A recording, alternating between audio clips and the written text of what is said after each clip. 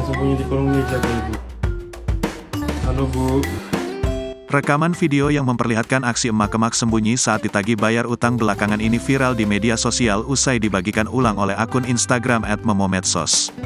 Tampak dalam video yang dibagikan, bukannya membayar utangnya, sang emak justru malah sembunyi usai tahu seorang pria mendatangi rumahnya hendak menagih utang. Terlihat sang emak meringkuk di bawah kolong meja, namun tak terlihat wajah dari sang emak.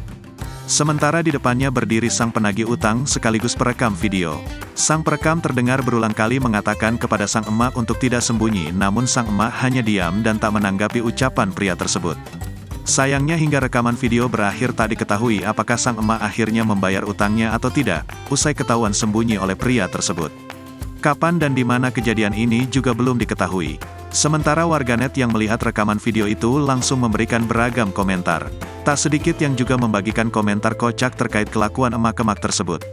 Ibu yang sembunyi di kolong meja, Ibu. Halo, Bu. Download Tribun X sekarang, menghadirkan lokal menjadi Indonesia.